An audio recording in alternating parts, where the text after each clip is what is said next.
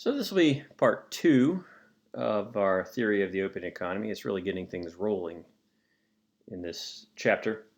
I'm going to start off by running through that market for loanable funds, but we're going to have a new twist on it because when we discussed it before, it was for a closed economy, meaning it was one that didn't trade, or it was one where y equals c plus I plus g.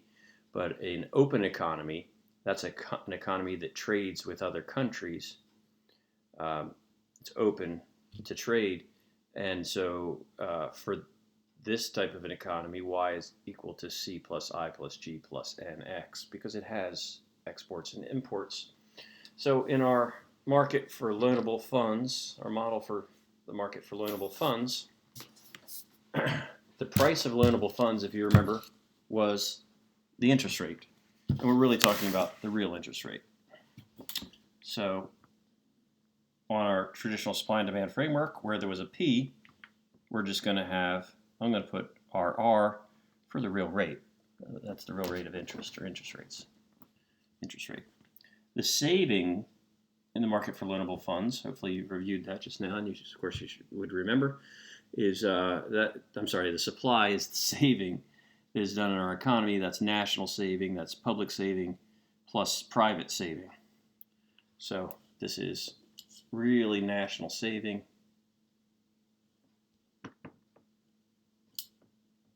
National saving.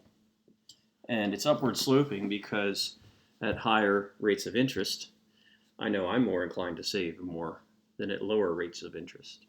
And a lot of people apparently behave as I do because we have this whole model reflecting that. At higher rates of interest, people are willing and able to save more, or even more fun to think about. At higher interest rates, the opportunity cost of consumption is greater. Whoa, let that sink in. Well, then we must need to get onto the demand for loanable funds. The demand for loanable funds, when we explored that with the closed economy, this was done really by firms, and this is for investment. This is money being borrowed from savings in financial intermediaries for the purpose of buying property, plant, and equipment. But that's for a closed economy, and now we're in a chapter called The Theory of the Open Economy.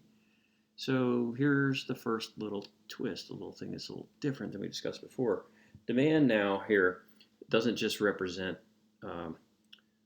the borrowing for the purpose of investment, it also represents net capital outflow.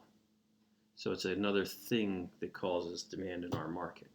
And it's downward sloping because the higher the interest rate, the less amount firms want to borrow in the market for loanable funds. I forgot to mention that. That's why this is downward sloping.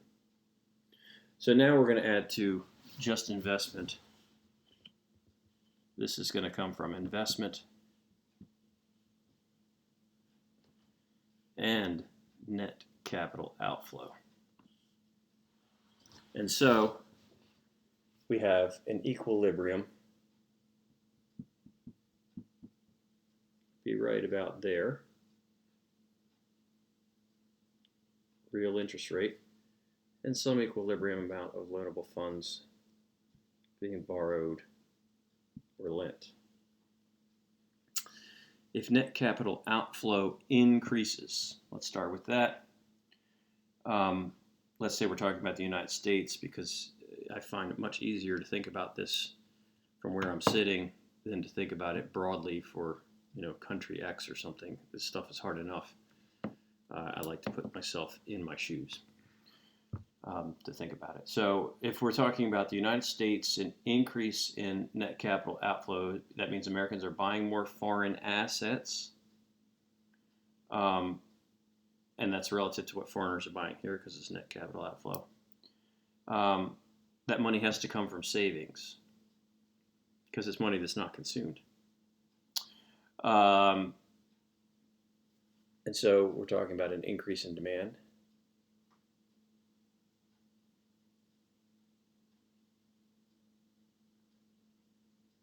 And what we could expect that to do is to push up the real interest rate. and there'd be more loanable funds transacted.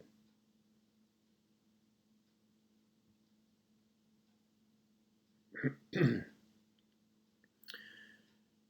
other words, of the money that we don't spend in our economy, that's our savings, we could put that toward use in investment here in this market for loanable funds, or we could put it to use in investment somewhere else. That would be Americans purchasing assets abroad. So that's an increase in our net capital outflow. And since there's only so much savings to go around, the way to get more is, in order to increase that net capital outflow, is to be willing to pay more. Drive up the interest rate. That will induce people to save more. So you have an increased amount in the amount saved. Yes, I am reviewing a little bit of supply and demand stuff because of this greater demand, because people want to put it abroad. And that pushes up on the interest rate. Of course, then, if net capital outflow falls, demand would just fall, and we would just model things the opposite way. If somehow savings increased and net capital outflow and investment remained the same, then we would just shift supply, and that would push down on the real interest rate. Or, of course, if savings decreased or the supply of loanable funds decreased, we would shift supply that way, and that would push up on the interest rate. So this is the first component of the models that we're going to be tying together is this. So I'm going to stop recording here and clear off my whiteboard, give you a chance to go back and look at any parts you might need to, and I'll see you in the next little piece.